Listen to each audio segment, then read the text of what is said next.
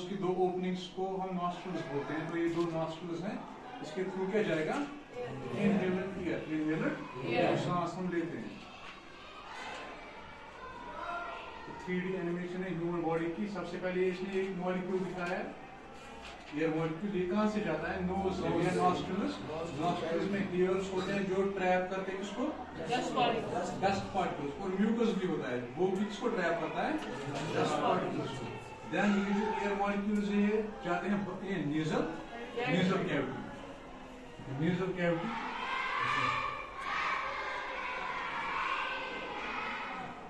इसके बाद ये जाते हैं फेरिंक्स में। किसमें जाते हैं?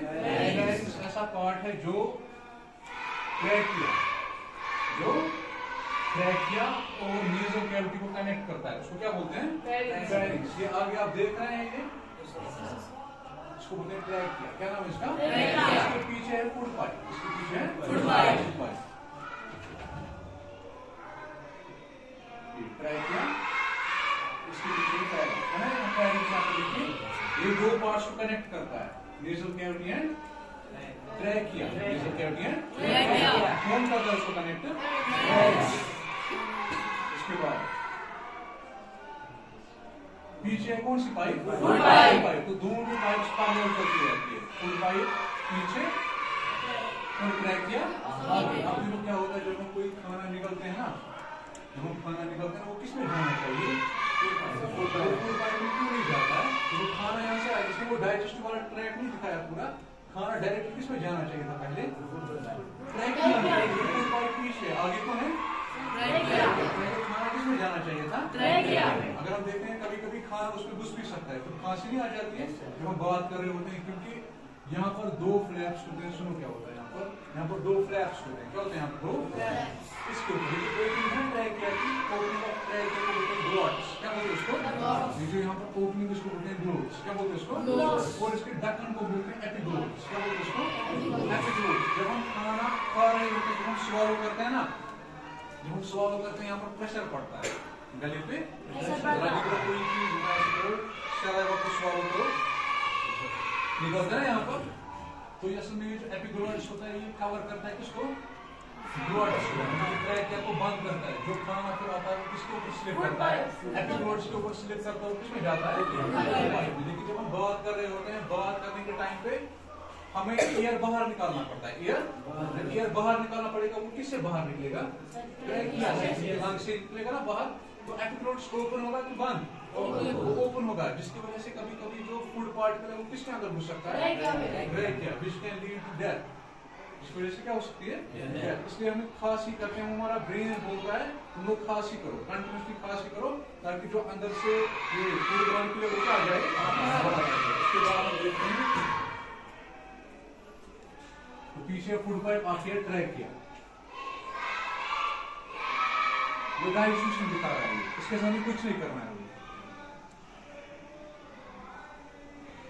ये विंड पाइप को हम एक कॉमन नेम है, लेकिन जो बायोलॉजिकल नेम है वो है ट्रैकिया। वो क्या है? जैसे ईसोफेगस है बायोलॉजिकल नेम, कॉमन नेम उसका है फूड पाइप। ऐसे यहाँ इसका कॉमन नेम है विंड पाइप, बायोलॉजिकल नेम क्या है? ट्रैकिया। तो ट्रैकिया के कितने ब्रांच निकलते हैं? पहले दो। उनको बोलते हैं ब्रोंकस। क्या बोलते हैं इनको? Bronchus means 2, bronchus means 1। Bronchus means 1। अब देखो ब्रोंकस के अपने ब्रांच निकल गए। ये दो ब्रोंकस है ना, इसके खुद के ब्रांच निकले। इन ब्रांच को बोलते हैं ब्रोंकियोल्स। क्या बोलते हैं इनको? अब इन ब्रोंकियोल्स के ऊपर ईयर सैक्स है ना, ईयर पैकेट्स ना, ये गोल को देख रहे हो, इन ईयर पैकेट्स को बोलते हैं एल्वियोल। क्या बोलते हैं इनको? एल्वियोल।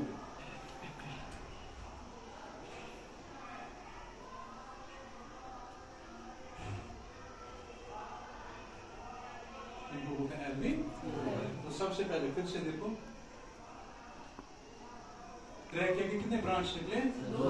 उनको क्या बोलते हैं? ब्रोंकियोल के फर्दर ब्रांच निकलते हैं, उनको क्या बोलते हैं?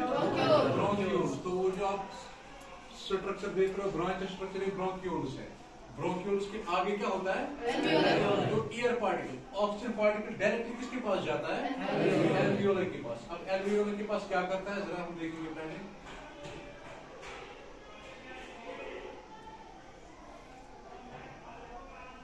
देखो इसमें क्या है, ब्लड कैपिलरीज। क्या है इसमें? Blood capillaries. अगर हम देखेंगे ब्लड वेसल्स 3 टाइप्स की होती है। जैसे घरों में पानी नहीं चलता रहता है, आजकल हर किसी रूम में पानी है, स्टार्टिंग कहीं पर होती है और हर किसी में रूम में पानी जाता है, ठीक है ना, और ड्रेनेज से फिर बाहर निकलता है। जो मेन सप्लाई है ना, मेन सप्लाई जहाँ से पानी आता है, पहले जो मेन सप्लाई होती है वो एक ही पाइप है, उसको हम बोलते हैं यहाँ पर आर्टरी। क्या बोलते हैं उसको?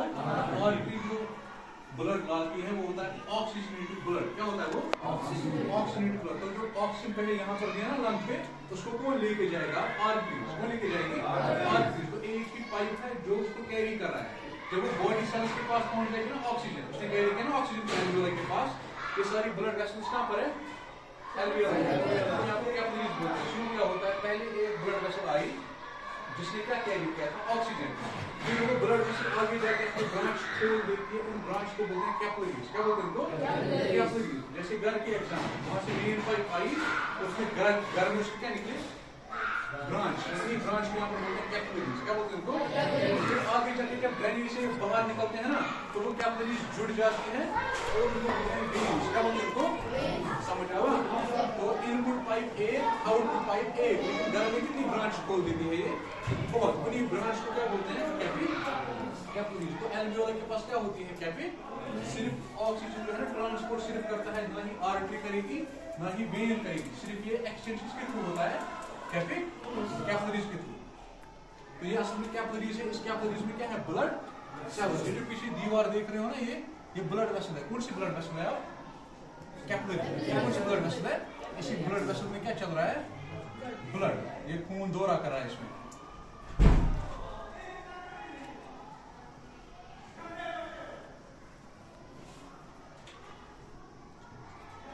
ये एग्जांपल यहाँ पर दिखा रहा है, जैसे समुंदर वाटर में है ना, वाटर में इंसान ही तैयार होता है, वैसे ही ब्लड सेल्स ब्लड में तैयार नहीं होती, आगे जा रही है।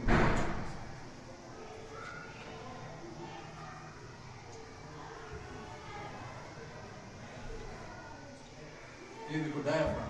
जब हमें हिचकी लगती है, असल में वो यही ऊपर नीचे कर रहा होता है। कौन? डायाफ्राम। जब हम सांस लेते हैं, जरा देखो यहाँ पर ये जो है ना, ये ऊपर चढ़ता है।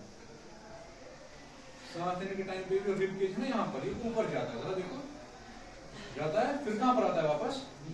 सांस लेने के टाइम पे जो डायाफ्राम है ये कहाँ जाता है? ऊपर। सांस जब हम छोड़ते हैं कहाँ आता है वापस? नीचे। जब हम सांस लेते हैं, हमारी जो चेस्ट है वो वाइडन हो जाती है ना, वाइडन, क्योंकि इसको नीचे से भी प्रेशर मिलता है और ऊपर से एयर प्रेशर मिलता है, जिसकी वजह से ये फूल जाती है छाती। लेकिन जब हम एयर छोड़ते हैं वापस, ये डीकम्प्रेस हो जाती है, तो इसको कंप्रेशन हट जाता है। किसका कंप्रेशन?